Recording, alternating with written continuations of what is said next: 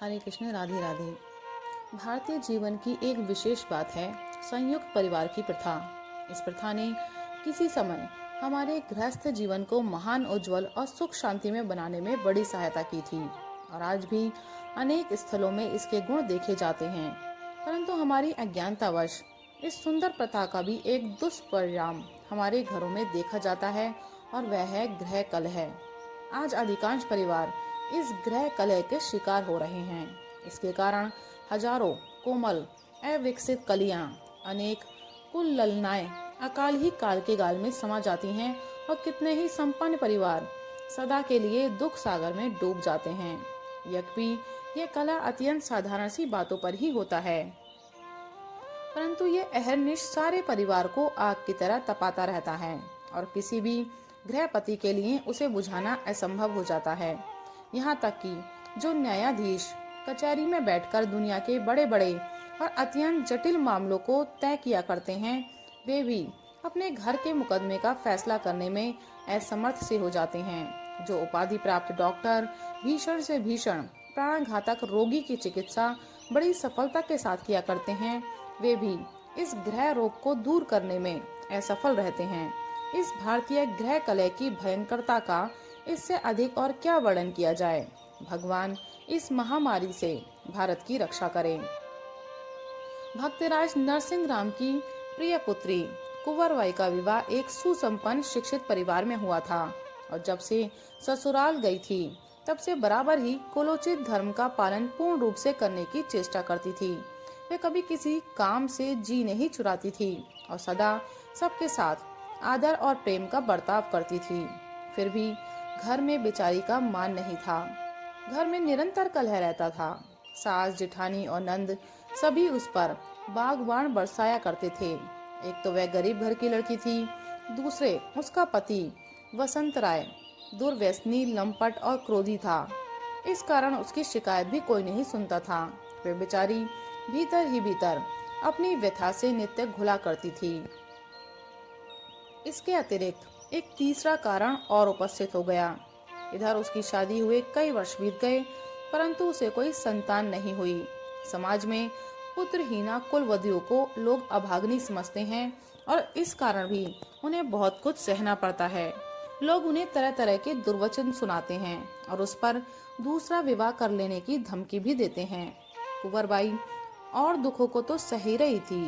यह दुख उसके लिए असहनीय हो गया, क्योंकि इसमें उसका दोष ही क्या था अथवा इसके लिए स्वयं वह कर ही क्या सकती थी।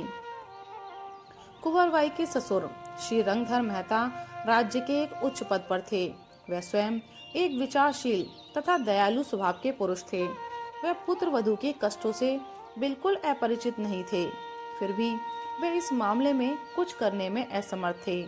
अतएव वह बेचारी एक मूक पशु की भांति सब सुनती सहती थी और एकमात्र भगवान से अपने दुख सुनाकर संतोष कर लेती थी।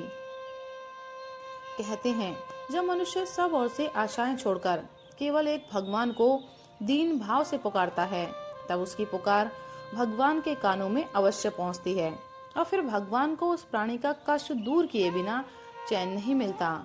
आखिर असहाया कुंवरबाई की भी मूक आवाज भगवान तक पहुंच ही गई और भगवान ने उस पर कृपा की। वह गर्भवती हुई और धीरे धीरे उसका गर्भ 7-8 मास का हो गया। गुजरात काठियावाड़ में पुत्र वधू का सीमंत प्रसंग बड़े धूमधाम के साथ मनाया जाता है और 2 दिन तक जाति भोज दिया जाता है।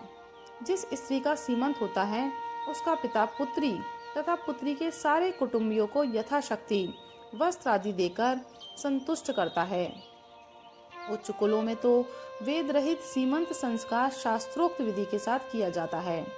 कुंवरबाई का भी सीमंत मुहूर्त माघ शुक्ला सप्तमी के दिन निश्चित हुआ। सभी संबंधियों के पास आमंत्रण पत्री का भेज दी गई, परंतु कुंवरबाई के पिता नरसिंह राम की निर्धनता का ख्याल कर उनके पास कुमकुम पत्रिका नहीं भेजी गई। जब इस बात की खबर कुंवरबाई को हुई तो उसे बड़ा दुख हुआ। उसने सास के पास जाकर बड़ी नम्रता के साथ पूछा, सास जी, क्या जूनागढ़ मेरे पिताजी के पास कुमकुम पत्रिका नहीं भेजी गई है? वह क्या करेगा जो उसे कुमकुम पत्रिका भेजी जाती? हमारे इतने विशाल कुटुंब के लिए वह चीर कहाँ से जुटाएगा? उसके घर तो शंख बज रहा है। सास ने रुखाई के साथ उत्तर दिया। सास जी, आपका कहना ठीक है, परंतु माता पिता का प्रेम अपनी संतान पर कितना होता है इस बात को आप जानती ही हैं। स्थिति खराब होने पर भी वे अवश्य मेरी साथ पूरी करने का कुछ प्रयत्न करेंगे। आप उनके पास आमंत्रण पत्र अवश्य भेज दीजिए।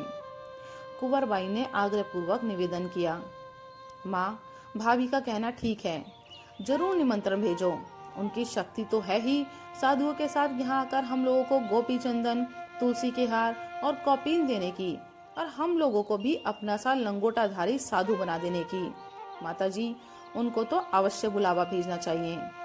बीच में ही कुंवरबाई की नंद ताना मारते हुए बोल उठी। नंद के इस कटाक्ष से कुंवरबाई के हृदय को बड़ा धक्का लगा। उसकी आंखों में बरबस आंसू भर आए। एक कुलीन कुलवधू के पास रुदन के सिवा और बल ही क्या रहता है? सास जी, आप ऐसी निर्दयता ना कीजिए। मेरे पिताजी के पास समाचार अवश्य भेज दीजिए। अगर वे कुछ भी न लावें तो आपके पास कमी ही किस बात की है? कम से कम हम पिता पुत्री की मुलाकात तो हो ही जाएगी। मैं जब से आई हूँ तब से जूनागढ़ एक बार भी नहीं गई। आप जानती ही हैं, इसी बीच मेरे भाई का और मेरी माँ का भी देहांत। इतना कहते कहते कुंवरबाई का गला भर आया और वे फूट फूट कर रोने लगी। इस समय कुंवरबाई का बुलाव सुनकर कोई भी वज्र हृदय द्रवित हुए बिना न रहता, परंतु फिर भी उसकी सास के हृदय पर तनिक भी असर न हुआ। उसने उस विलाप का भी उल्टा ही अर्थ निकाला। वह कहने लगी, देखो कैसी गरीब गाय जैसी बन जाती है। यहाँ पिताजी पिताजी कह रही है और वहाँ कोई पूछता भी नहीं। यदि उस निगोड़े में किंचित भी प्रेम होता तो किसी दिन यहाँ आकर बेटे की खबर न ले जाता।